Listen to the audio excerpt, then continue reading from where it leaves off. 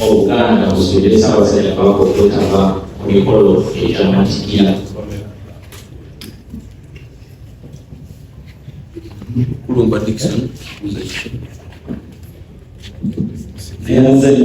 bagambe nti obadde owandiika ebintu mukeze oyagala kutunda mawulire naawe ofuusenga kabadde gajja gwe nga wandiika neyanza nnyo kamulaga ennaku ekibuzo kyaga okufaanana katono naye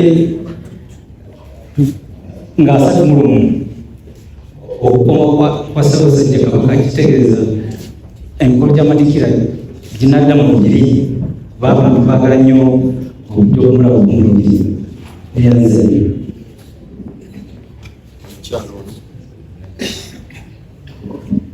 Josephine Namakumbi, NBS.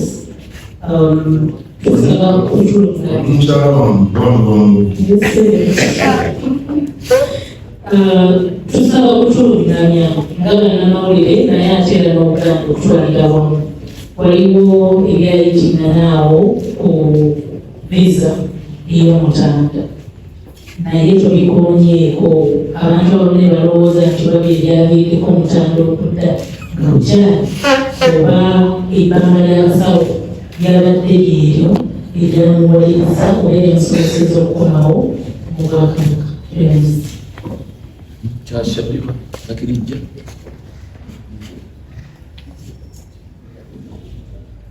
Sibinyo kumpakalizayo. Email yange mpenda Kirijja Shabika akola na February. Project mbuliza. Kino kyekitako. Kubanga wabadde oyogera ku airport. Okabyeko Omutanda. Okay, ebibuuzo ebinanzo minisita webala nnyo. Emikolo gy'Amatikkira Ssaabasajja Kabaka babagambye nti Kabaka agenda ate era nakusoma ngabi naye nga bwe nayogedde ndowooza ku kisaawe tusooswaza bulamu bwa Kabaka.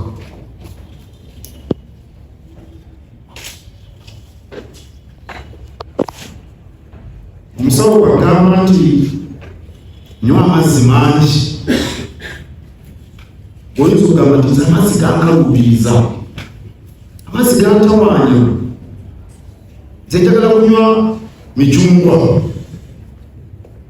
Emicungwa giyinza okuwuliza obulungi tusaawa eyo naye ate bw'ova ku ky'omusawo ekyongerayo ebbanga mbandiwonedde. N'olwekyo ffe tuli ku by'abasawo bwe bagamba nti nno badde ku mirimu nkakasa ne bannange bonna kye baagala namwe kye mwagala naye tujja kugenda ku by'abasawo. Era oyinza n'okugamba nyinza n'okugattako ekibuuzo kya Dickson Nkulunga emikolo gino twalangirira emikolo gigenda kubeera mu Lutikko e Namirembe era omulabirizi w'e Namirembe yafulumiza n'enteekateeka bamaze okweteeka essaawa zitegekezwa abayiibi beetegese Katonda agamba mu nnaku zino entono bwezi ate atujjuludde tugenze mu lubiri kuba Kabaka akomyewo. Kabaka ye muyima wa Lutikko y'e Namirembe oba Dickson akimanyi era kanisa ezo ziriwa Ssekabaka Daudi Chwa ekyamazima era Kabaka wa Buganda ye muyima w'ekkanisa y'e Namirembe. N'olwekyo tetujja kuva mu kifo ky'ekkanisa ekyalangirirwa edda wadde nga Kabaka waali. Ebya visa ab'omutimbagano baagala okubisa mubaza. Kabaka abadde wamudde okuva e Namibia ng'ali mumu yeyali enteekateeka y'abasawo era yeyali enteekateeka yaffe naye bali ab'ekifo Kabaka w'abadde bwe baalaba nti ennaku kubanga omukungu e Namibia balumu ennaku 9 e Namibia bannayuganda tebeetaaga visa era bwogenda e Namibia mu passport temuba visa naye bw'otuuka ku kisaawe bw'otaba mukungu kati nga bwe Namakungu tuli mukungu bwe bakuwa sabbiiti 2-3 oveeyo ofulume bw'obeera omukungu bakuwa ennaku 9 kati bo baalikola mu ngeri era nga abakozi ba gavumenti bwe babeera nnaku 9 zinakuwa kati akyayina ennaku 2-3 aleme kuyita ku kisaawe ng'ennaku ziweddeko ne Kabaka yeyali amaze okuteekateeka okudda naffe ne tukimanyi kyakubeera nga tuteekateeka okudda era singa twali twagala nti bongere no sirowooza nti balwengeri byonna tebandiganye oba kabaka munene nkyenkaniddeawo olaba n'ab'e Namibia omulabye nga bazitoowerera naye tetwakigendamu oba kabaka yali akomawo era twawuliziganya n'ab'ekitebe kyaffe ekitwala Namibia nga kabaka akomawo ekyo temukizitoya nnyo. Kale ebyo bibagamba si ensonga yabadde atusiza obudda.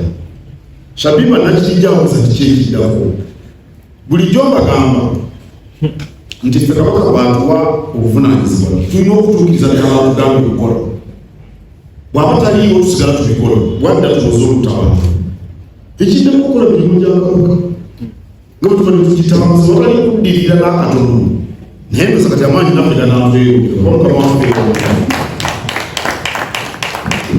namwe nkasa amaanyi ganaabeewo n'okwagala okutulondoola ndowooza leero gye tunaabeera ne bano baala ne kuluzi tebaawulira olw'okwagala omanya ebigenda maaso kwegamba obwakabaka ekirungi engeri gye tutambuzaamu tukola enteekateeka nnamutaayika ya myaka 5 kati enteekateeka nnamutaayika 2023 yayisiddwa ne mu nkiiko.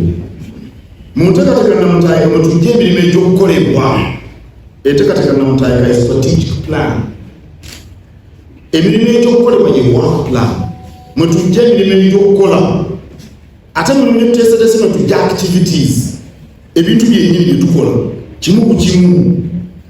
Ebyo tubikola ne tubyanjulira omutanda n'abiseebera bwe tutambulira. N'olwekyo tugenda mu maaso nga tukubiriza abantu okulima emmwanyi nga tubakubiriza mu makufugo okwewala mukenenya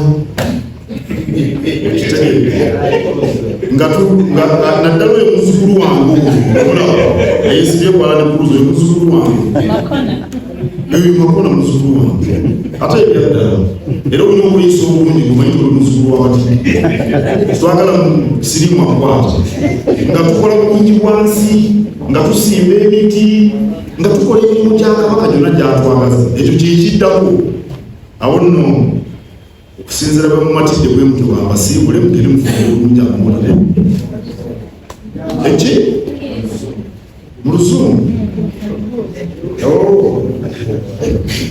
Well, the first question was from Anwar Katamba, whether Oromo Kabaka will attend the coronation and ambassador celebrations. Well, it depends on the instructions of his medical team. In all we do, the Kabaka's health is the priority. And much as the public would want him to appear, and much as we officials would want him to appear in public, I think we would listen to what the doctor said. If his team, because the Kabaka has a medical team, even here in Uganda, that medical team works in collaboration with medical teams outside the country. If they advise that it's okay for the Kabaka to appear, he will appear.